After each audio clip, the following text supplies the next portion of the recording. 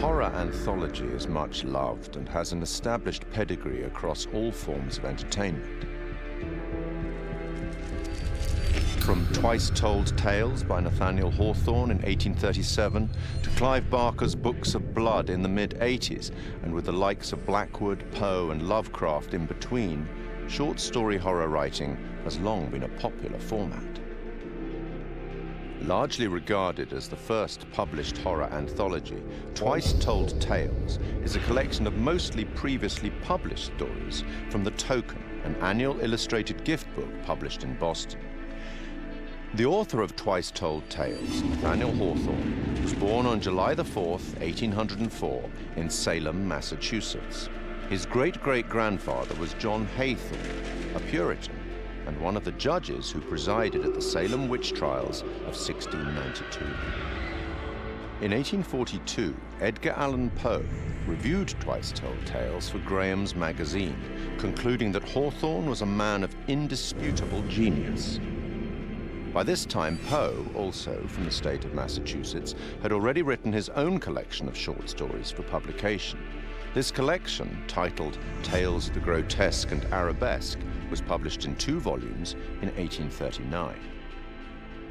The horror anthology had become a recognized format, and after also writing many short stories for newspapers and magazines, Algernon and Blackwood's first publication, The Empty House and Other Ghost Stories, was released in 1906.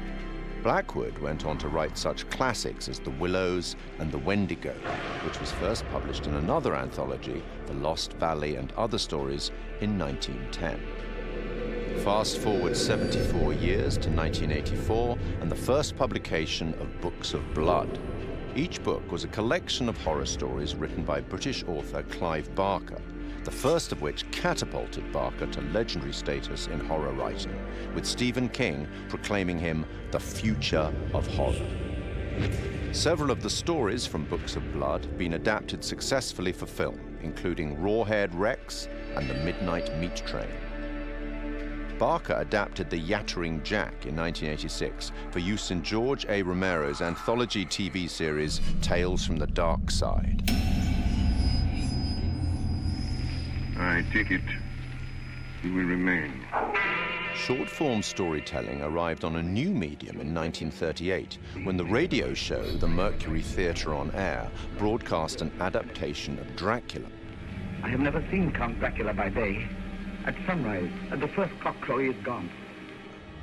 The series was the creation of Orson Welles and John Houseman and became most famous for its broadcast of War of the Worlds, which terrified listeners, believing that the alien invasion was a reality.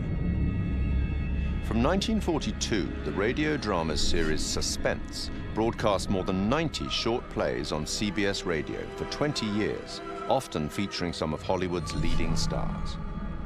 Initially, the series seldom used material that would be classified as horror, fantasy, or science fiction, but by the late 50s, this became a regular occurrence, including material such as H.P. Lovecraft's The Dunwich Horror.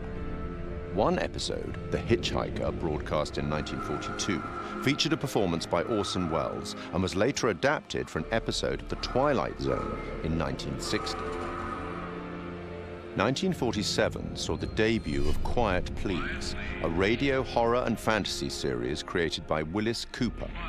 Cooper had been a writer for Orson Welles' Campbell Playhouse, which had succeeded the Mercury Theatre on Air. Please, which is written and directed by Willis Cooper and features Ernest Chappell.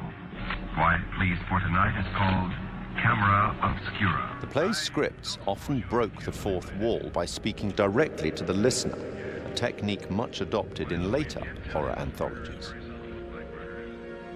In his book, Terror on the Air, Horror Radio in America, Richard J. Hand wrote that Cooper had enjoyed creating roles for the audience, including implicating them in the action of the story itself, indicating a clear desire to create horror as interactive entertainment more than 70 years ago.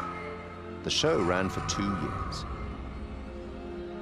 Forward 50 more years in radio, and in October 2010, we see the debut of Larry Fessenden and Glenn McQuaid's radio show, Tales from Beyond the Pale.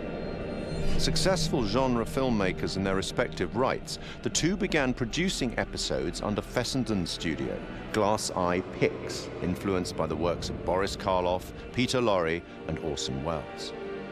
Fessenden would later partner with the show's sound designer, Graham Resnick, to write the scripts for Supermassive Games' critically acclaimed horror debut, Until Dawn, and for the first game in their Dark Pictures horror anthology, Man of Medan.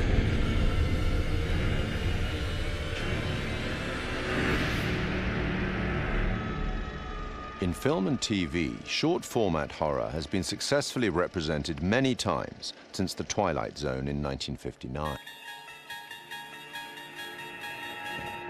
Created and presented by Rod Serling, The Twilight Zone ran for 5 seasons on CBS from 1959 to 1964. Each show was a standalone story featuring characters faced by surreal and often disturbing events. Serling's introductions and conclusions to each show summarized the story and provided some justification for the events and, often, the moral of the story. In 2016, Rolling Stone placed The Twilight Zone at number 7 in its list of the greatest shows of all time. The 1972 film Tales from the Crypt is highly regarded by fans of the genre.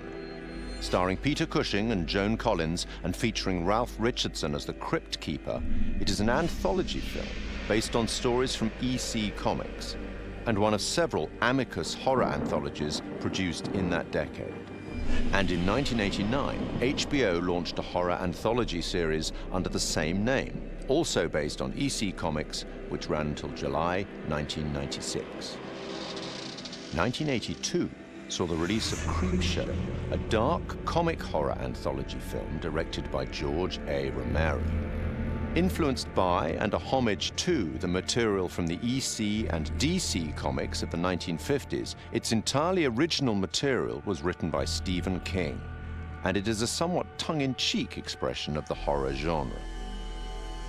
25 years on, and in 2007, Trick or Treat presents another set of horror shorts as a dark comedy horror anthology film. And then, in 2012, a very different anthology film with a very different tone, VHS. Created by Brad Miska and Bloody Disgusting, an American horror genre website and film production company, VHS is a much darker horror anthology film. Comprising 6 short horror stories and linked by a found footage theme. 2 of the stories, Second Honeymoon and Tuesday the 17th, were written and directed by Ty West and Glenn McQuaid. Other examples in film and TV that are more than worthy of mention are Roger Corman's 1962 anthology, Tales of Terror, based on 3 Edgar Allan Poe short stories and featuring Peter Lorre, Vincent Price, and Basil Rathbone. The 1963 Italian horror anthology, Black Sabbath, narrated by Boris Karloff. The TV series Night Gallery, a spiritual successor to, or certainly a close relative of, The Twilight Zone, fronted again by Rod Serling and focusing more directly on horror, which ran from 1969 to 1973. Stephen King's Cat's Eye of 1985. John Carpenter's 1993 film Body Bags, featuring the likes of Sam Raimi, Wes Craven, and Mark Hamill, and Southbound, a 2016 road trip horror anthology by a number of the collaborators on VHS. From written fiction through radio, cinema, and TV, and now video games, horror anthology is a format that both creators and horror fans enjoy. And it's a format that has existed for almost 200 years. Long may it continue.